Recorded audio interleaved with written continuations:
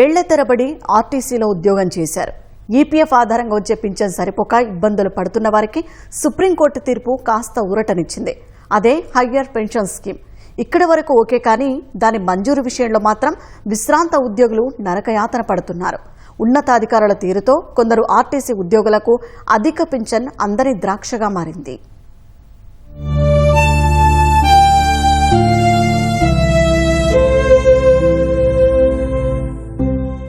చేతిలో చిరిగిపోయిన పేస్లిప్పులు పట్టుకుని ఒకరు, నలిగిపోయి మరకలు పడిన పత్రాలు సంచిలో దాచుకుని మరొకరు. వీరంతా ఆర్టీసీలో ఏళ్ల తరబడి ఉద్యోగం చేసి పదవీ విరమణ చేసినవారు. ఉద్యోగ జీవితంలో అత్యుత్తమ ప్రదర్శన కనబరిచి అవార్డులు, రివార్డులు సాధించారు. రిటైర్ అయ్యాక ఆర్టీసీలో వచ్చే పెన్షన్ కుటుంబ ఖర్చులకు సరిపోవటం లేదు. కొందరికి నెల గడవడమే కష్టంగా ఉంది. లోయర్ పింఛన్ నెలకు గరిష్టంగా 3,000 లోపు తీసుకునేవారు కొందరు కాగా, ఇంకొందరికి 1,000 రూపాయల లోపే అందుతోంది. పింఛనే జీవనాధారంగా బతికిడుస్తున్న వారికి ఆ కొద్ది మొత్తం దేనికి అక్కరకు రావటం లేదు. మందు బిల్లులకు సరిపోని దుస్థితిలో పూట గడవక కూలి పనులకు వెళుతున్న వారు కొందరైతే అవి చేతగాక కొందరు అర్ధాకలితో అలమటిస్తున్నారు. నేను 23 సంవత్సరాలు చేశాను సార్. హైర్ పెన్షన్ ఎలిజిబుల్ అయితే వాళ్ళు అడిగిన కాగితాలు మొత్తం తీసుకొచ్చి చూపించాను సార్. 7 నెలలది నీది పిఎఫ్ కటింగ్ కాలేదు, అవి కావాలంటే ఇది తీసుకొచ్చి జిరాక్స్లు చేసి ఇక్కడ ఇచ్చిపోయినా. నీది డిమాండ్ లెటరు రిజెక్టెడ్ అని వచ్చారు సార్.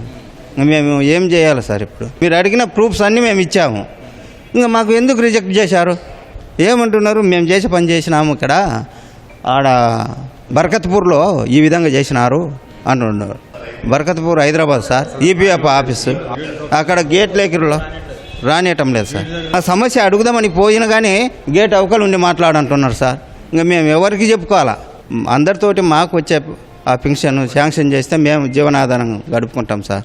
నాకు వచ్చేది 2,627 రూపాయలు సార్ నా పెన్షన్, పిఎఫ్ పెన్షన్. ఒకే డిపోలో రిటైర్మెంటు అన్నీ కరెక్ట్గానే ఉన్నాయి, మళ్ళీ రిజెక్ట్ చేశారు సార్. కారణం ఏం చెప్పటం లేదు సార్. మాకు జీవనాధారం మాకేం ఇది లేదు సార్. భార్య బిడ్డల మీద భోజించుకోవాలన్నా కనీసం తినడానికి కూడా లేకుండా చేసుకొని పిఎఫ్ అదివరకు 2,800 ఏమో వస్తుంది మాకు. ఆ 2,800 కనీసం మందులకు కూడా దాల్టలేదు సార్. పెద్దవారు కొద్దిగా కరుణించి మాకు ఏదైనా ఇస్తే మేము అన్నం తింటాం సార్. అది 2014 సెప్టెంబర్ 1వ తేదీకి ముందు జాయిన్ అయి సర్వీస్లో ఉన్నవారు తరువాత రిటైర్ అయిన వారికి హయ్యర్ పెన్షన్ స్కీమ్ వర్తింపజేస్తూ సర్వోన్నత న్యాయస్థానం ఇచ్చిన తీర్పు రాష్ట్రంలో 40,000 మంది ఉద్యోగులకు ఆశాదీపంగా కనిపించింది. హయ్యర్ పెన్షన్ కోసం దరఖాస్తుదారులు నెలల తరబడి కార్యాలయాల చుట్టూ తిరిగి అలసిపోతున్నారు. నేను దాదాపు 27 సంవత్సరాలు గవర్నమెంట్ 1 డిపోలో చేసి మన ఆగస్టు 24ని రిటైర్ అయ్యానండి. ఈ పెన్షన్ వచ్చేపాటికి ఎయిర్ పెన్షన్ నాకు పిఎఫ్ 58 దాటిన తర్వాత ఎందుకు కట్ అయిందని ఇచ్చేశారు. దానికి సమాధానం నేను రిప్లై ఇచ్చాను. ఇచ్చిన తర్వాత దాన్ని రిజెక్ట్ చేశారండి. 58 దాటిన తర్వాత పిఎఫ్ కట్ అయింది చాలామందికి. వాళ్ళు లెటర్లు పెట్టారు, వాళ్ళకి ఇచ్చేశారు. డిమాండ్ లెటర్ కూడా వచ్చింది, డబ్బులు కూడా కట్టేశారు కొంతమంది. కానీ ఇప్పుడు మళ్ళీ దానికి సమాధానం ఇచ్చాము, లెటర్ ఇచ్చాము, కానీ వాళ్ళు రిజెక్ట్ చేశారు. పిఎఫ్ ఆఫీస్కి వెళ్తే అసలు సమాధానం లేదండి. వయసు మళ్ళిన తర్వాత ఈ పెన్షన్ కూడా రాకపోతే మేము ఎట్ట బతకాలి? 1/1/98 రెగ్యులర్ అయ్యారు. 1/1/98 నుంచి 1/8/98 వరకు నీ వేజెస్ చూపించలేదు. అది తీసుకొచ్చి మాకు ఇవ్వమన్నారు. తీసుకొచ్చి ఇది ఇచ్చేసాను. ఇచ్చినా కూడా నాకు మళ్ళీ ఇప్పుడు రిజెక్టెడ్ లెటర్ వస్తుంది బై రీజనల్ ఆఫీస్ అని. నాకు విషయం అర్థం కావటం లేదు. ఎక్కడ పోయినా ఎవరు న్యాయం చేయటం లేదు. మాకు వచ్చే పెన్షన్ మాకు షుగర్ టాబ్లెట్స్ కూడా సరిపోవటం లేదు. సుప్రీంకోర్టు తీర్పు ప్రకారం మాకు పెన్షన్ సహాయం చేయాలని కోరుతున్నాం. హైదరాబాద్ లోపల అలౌ చేయట్లేదు సార్. కారణం అసలు ఎందుకు రిజెక్టెడ్ ఎందుకు విషయం తెలియటం ముందు. అసలు కంప్లైంట్ ఏంటి? What is complaint? కొందరు తమ దరఖాస్తులు తిరస్కరిస్తున్నారంటూ కన్నీటి పర్యంతమవుతున్నారు. పనిచేసిన డిపోలు, కార్యాలయాలతో పాటు ఆర్టీసీ ప్రధాన కార్యాలయం ఎక్కడ అడిగినా కారణాలు చెప్పటం లేదు. హైదరాబాద్ బర్కత్పురాలోని రీజనల్ పీఎఫ్ ట్రస్టుకు వెళుతుంటే తమను కనీసం లోపలికి అనుమతించడం లేదని వాపోతున్నారు.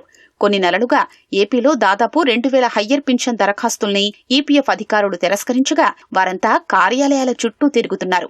ఆర్టీసీ అధికారులు కూడా వారిని సముదాయించలేకపోతున్నారు.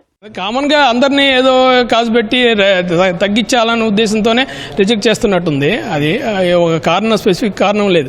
సిమిలర్ కేసులు యాక్సెప్ట్ చేస్తున్నారు, సేమ్ కేసుల్ని కొన్ని కేసుల్ని రిజెక్ట్ చేస్తున్నారు. క్వశ్చన్ వేశారండి, దానికి ఆన్సర్ ఇచ్చాము. లేదు ఆన్సర్ సరిపోదు, ఇంకో విధంగా ఇవ్వండి అంటే ఆ విధంగా ఇస్తాం.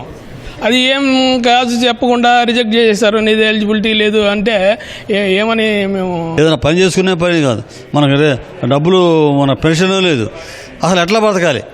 వీళ్ళు చూసాను కోర్టు ఆర్డర్ని కూడా పక్కన పెట్టేసి బ్లైండ్గా రిజెక్ట్ అన్నారు. అసలు కారణం ఎక్స్ప్లెనేషన్ అడగాలి కదా. అసలు ఆఫీస్కి పోయి మాట్లాడకుండా అవకాశం లేదు. వాళ్ళ ఇష్టం, వాళ్ళు ఏది పెడితే అది కొట్టేయటమే. వాళ్ళు సర్వీసులు ఉండరు, రిటైర్మెంట్ బాధలు వాళ్ళకేం తెలుస్తుంది. ఈ వయసులో మేము వేరే పని చేసుకునే పరిస్థితి కూడా లేదు. అయ్యో కానీ కలవమంటున్నారు, అంతవరకు కలుస్తున్నాం, మాట్లాడుతున్నాం. దానికి సంబంధించిన కాగితాలు పుట్టప్ చేసాము. తర్వాత గ్రీవెన్స్లో లెటర్ పెట్టమన్నారు, అంతవరకు పెట్టిపోతున్నాము. దాని మీద మేము వీళ్ళని కలిసిన ప్రయోజనం లేదు. హైదరాబాద్ పోతే వాళ్ళేమో గేట్ దాకా కూడా రానియట్లేదు. పీఎఫ్ కమిషనర్ ఎంటర్ అయితేనే మా సమస్య పరిష్కారం అవుతుంది, లేకపోతే పరిష్కారం ఎట్టి పరిస్థితిలో కాదు.